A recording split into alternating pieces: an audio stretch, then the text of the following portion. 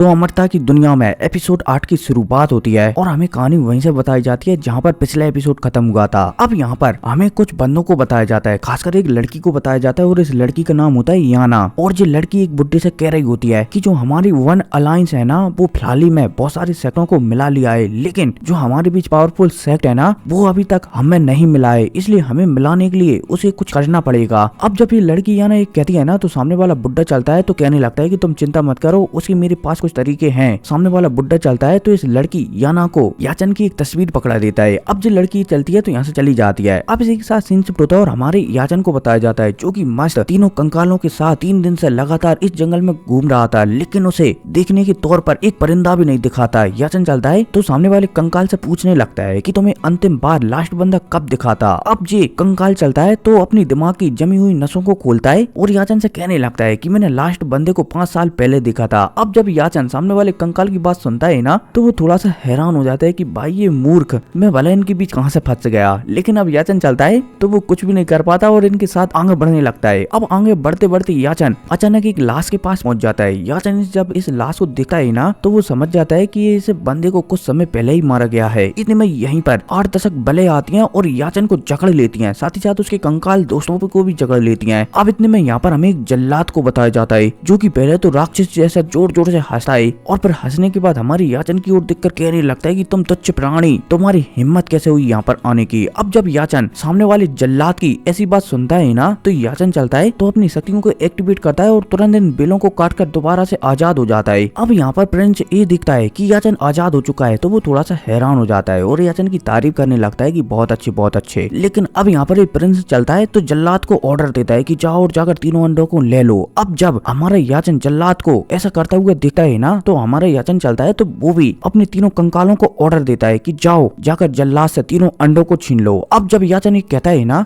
और प्रिंस याचन की बात सुनता है तो प्रिंस चलता है तो याचन के ऊपर हमला कर देता है अपनी अमर बैलों से, लेकिन याचन चलता है तो उछल कूद कर सारी बैलों से बच जाता है। अब इतने में हमें एक पहाड़ का सीन बताया जाता है जहाँ पर एक 2 सिर वाला स्नेक आ चुका था और वो स्नेक जोर जोर से दहाड़ने में लगा हुआ था। अब जब हमारा याचन स्नेक को दिखता है ना तो याचन चलता है तो तुरंत अपने तीनों दोस्तों से कह देता है कि अंडा छीनो और यहाँ से भागो। अब जब ये तीनों के तीनों कंकाल याचन की बात सुनते हैं ना तो याचन और तीनों के तीनों कंकाल चलते हैं तो तेजी से भागने लगते हैं, टुकड़ू टुकड़ू टुकड़ू। अब इतने में हमें जल्लाद को भी बताया जाता है जो कि याचन और तीनों कंकालों को भागते हुए देखकर वो भी उनका पीछा लग जाता है, टुकड़ू टुकड़ू टुकड़ू। अब इतने में हमें इस 2 सिर वाले स्नेक को भी बताया जाता है जो कि इस जल्लाद के पीछे लग जाता है, टुकड़ू टुकड़ू टुकड़ू। और यहाँ पर अब चूहा बिल्लों की तरह टुकड़ू टुकड़ू चलने लगती है। लेकिन इतने में जो एक कंकाल था ना जिसके हाथों में 2 अंडे थे वो फिसल जाता है और दोनों अंडे तेजी से गिरने लगते हैं। याचन चलता है तो दोनों अंडों को उछाकर पहुंचा लेता है, लेकिन कहीं ना कहीं एक अंडा क्रैक हो जाता है। इसलिए याचन चलता है तो उस क्रैक वाले अंडे को जो उसके पीछे जल्लाद लगा हुआ था ना उसके ऊपर ही फेंक देता है, जिस वजह से सारा का सारा अंडे का रस जल्लाद के ऊपर फैल जाता है। अब जब सांप ये दिखता है और खासकर जल्लाद में से अंडे की उसे सुगंध आने लगती है तो सांप बहुत ही ज्यादा गुस्सा हो जाता है और वो एकदम हाथ धोकर जल्लाद के पीछे पड़ जाता है। अब इतने में सीन शिफ्ट होता है और फिर याचन और तीनों कंकालों को बताया जाता है जो कि फाइनली उस जगह से निकल आए थे और एक नई जगह पर आकर आराम कर रहे थे और तो और सिर्फ 2 अंडे उनके हाथ लग चुके थे। हालांकि जो कंकाल था ना वो उदास था, लेकिन याचन चलता है तो उससे कहने लगता है कि कमोन यार, हमें कम से कम कुछ चीज तो मिली। अब यहाँ पर जो बंदर कंकाल था ना उसे कुछ पता चल जाता है कि पास में एक गुफा है, इसलिए सभी के सभी लोग चलते हैं तो उस गुफा के अंदर आ जाते हैं। अब जैसे यहाँ पर ये आते हैं ना तो जो किंग कंकाल था ना उसे यहाँ पर एक बहुत बड़ा ड्रैगन सोया हुआ दिखता है। अब जब किंग कंकाल ये दिखता है कि बहुत बड़ा ड्रैगन है और वो सोया हुआ है, लेकिन वो फिलहाल के लिए जख्मी है और वो एक छोटी सी ट्री की मदद से अपने आप को रिकवर कर रहा है, तो ये किंग कंकाल चलता है तो याचन से कहने लगता है कि तुम वो ट्री लेकर आओ ना। अब जब याचन किंग कंकाल की बात सुनता है ना तो वो पहले तो हिचकिचाता है, लेकिन कंकाल के कहने पर कि हम जाएंगे तो हम आवाज कर सकते हैं और तुम आवाज नहीं करते इसलिए तुम आसानी से ला सकते हो। हमारे याचन चलता है तो मान जाता है और फाइनली डरते डरते और बड़ी मेहनत से जो ट्री है ना शक्तियों का उसे ले आता है। अब इसी के साथ सीन शिफ्ट होता है और फिर हमें गुफा का सीन बताया जाता है जहाँ पर जो तीनों के तीनों कंकाल है ना वो मस्त तरीके से अंडा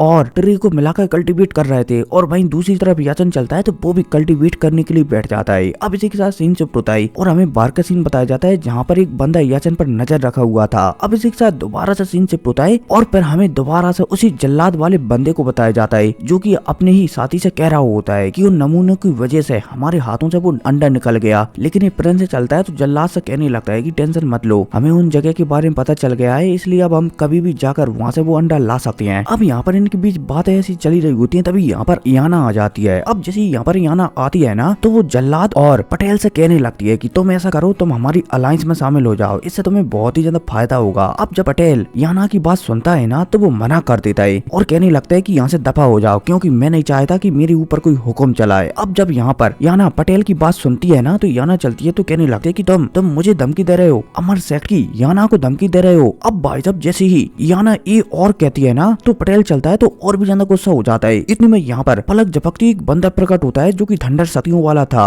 अब जैसे ही यहाँ पर पटेल ये दिखता है कि यहाँ पर एक और बंदा आ चुका है, वो भी अमर सेठ से। तो यहाँ पर जब पटेल चलता है तो अपनी दोबारा से हरियाली वाली बलों को निकालता है और जो एक और यहाँ पर थंडर वाला नया बंदा आया हुआ था ना, उसके ऊपर हमला कर देता है। लेकिन ये थंडर वाला बंदा चलता है तो पलक झपकती बलों को डिस्ट्रॉय कर देता है और जल्लाद और पटेल को घुटनों के बल ले आता है। अब इतने में यहाँ पर याना चलती है तो दोनों से पूछने लगती है कि क्या तुम अभी भी हमारे सेक्ट में शामिल होना चाहोगे, बोले जाए तो अलायंस में शामिल होना चाहोगे। अब जब पटेल याना की बात सुनता है ना, तो वो हाँ में सिर हिला देता है कि ठीक है, हम शामिल होने के लिए तैयार हैं। अब इसी के साथ सीन चुप होता है और फिर दोबारा से हमें याचन बगीरा को बताया जाता है जो कि अभी भी ट्रेनिंग कर रहे होते हैं। लेकिन तभी यहाँ पर जो किंग हड्डियों का कंकाल है ना, उसे कुछ महसूस होता है, इसलिए वो उठकर बाहर देखने लगता है। अब जब ये हड्डियों का कंकाल बाहर देखने के लिए आता है ना, तो उसे सामने से जल्लाद और पटेल अपनी ओर आते हुए दिखते हैं। अब जब ये हड्डियों का कंकाल दोनों को अपनी ओर आता हुआ दिखता है ना, तो ये चलता है तो अपने दोनों और साथियों को यहाँ पर बुला लेता है और कहने लगता है कि जो हमारे बॉस है ना, वो फिलहाल के लिए ट्रेनिंग में है, इसलिए हमें ही इन्हें संभालना होगा। अब जैसी